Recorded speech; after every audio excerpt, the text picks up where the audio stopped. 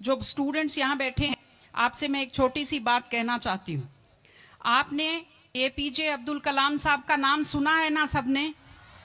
हाँ, कलाम साहब ने एक बात कही थी कि in the very old times the world was driven by the muscle power, after that it was driven by money power, and now it is being driven by the power of knowledge.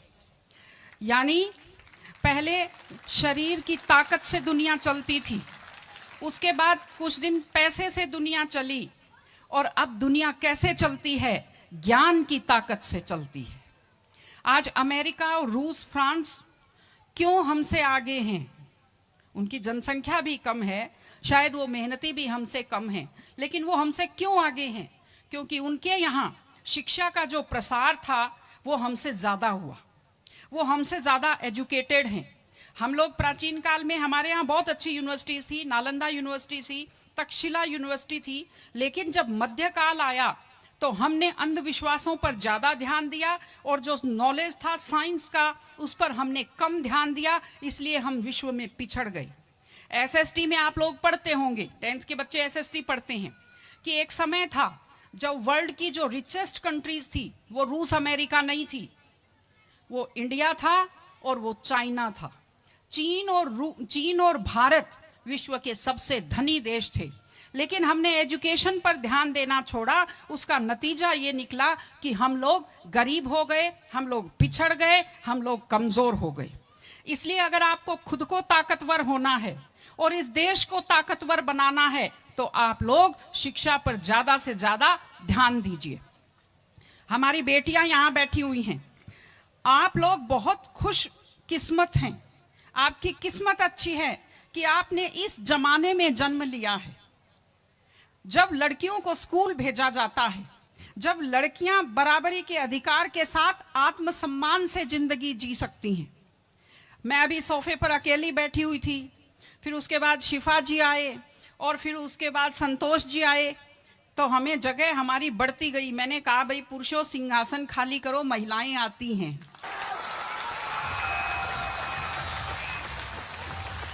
तो आप लोग बहुत खुशकिस्मत हैं। आपकी दादी नानी कितना मेहनत करती थी, सांस नहीं ले पाती थी खुलकर, घूंघट से चेहरा ढककर रखना पड़ता था, जोर से बोल नहीं पाती थी, कानाफूसी में बात करती थी, और आप कितने सम्मान के साथ अपना बैग लेकर के पूरे विश्वास से आप स्कूल आते हो। बहुत खुशकिस्मती की आपके लिए बात है, आपको इसका फायदा उठाना चाहिए। आपको कोशिश करनी चाहिए कि आप एक मजबूत नारी बने, और आपसे मैं कहना चाहती हूं कि आपके ऊपर बहुत विश्वास करते हैं, आपके पेरेंट्स आपको घर से बाहर भेजते हैं, अपने माता पिता को हमेशा अपने मन में रखिए। दूसरी चीज आप बच्चों से जो कहना चाहती हूँ, आजकल क्या है, पहले तो घर में बहुत सारे बच्चे होते थे, संयुक्त परिवार होता था, चलते ही कोई सिर में थप्पड़ मार देता था, बच्चों को बुरा नहीं लगता था, टीचर्स की मार खाते रहते थे, हंसते रहते थे।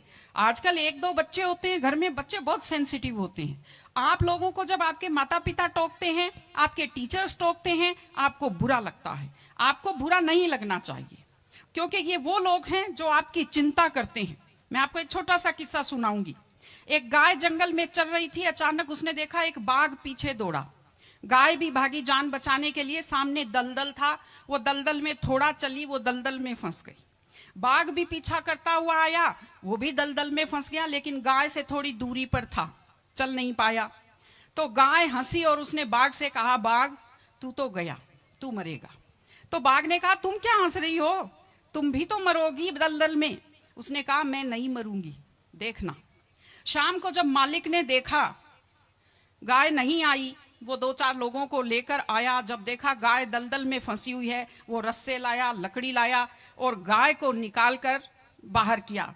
तो गाय ने बाघ को कहा, बाघ तुझे कोई नहीं निकालेगा, मैंने कहा था ना, जिसको संभालने वाले होते हैं वो दलदल में फंसकर नहीं मरता। आपके जो टीचर्स हैं, आपके टीचर्स और आपके पेरेंट्स आपको संभालने वाले हैं। अगर आप उनकी बात मानेंगे, आप डांट के पीछे छुपी हुई उनकी चिंता को आप समझेंगे तो आप बुराइयों के और गलतियों के दलदल में कभी नहीं फंसेंगे।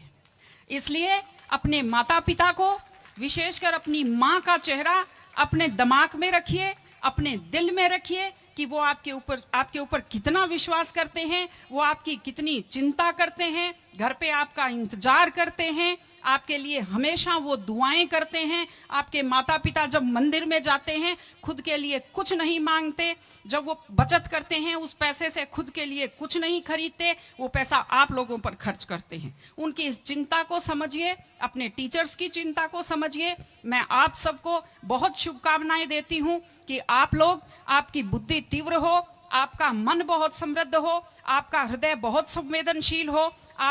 मैं स्कूल को मैं बहुत बहुत शुभकामनाएं देती हूँ। टीचर से अपील करती हूँ कि व्यक्ति केवल शरीर और दिमाग नहीं होता, एक मन होता है, एक आत्मा होती है। माइंड जो है, mind is sharpened by the knowledge and information. दिमाग तो तेज होता है, लेकिन बच्चों का मन समृद्ध कीजिए, उन्हें कमजोर पर दया करना सिखाइए, उन्हें परिवार के प्रति संवेदनशील बनना सिखाइए कि वो एक अच्छे संपूर्ण नागरिक बने, जिसको कहते हैं कंप्लीट पर्सनैलिटी, वैसे बने।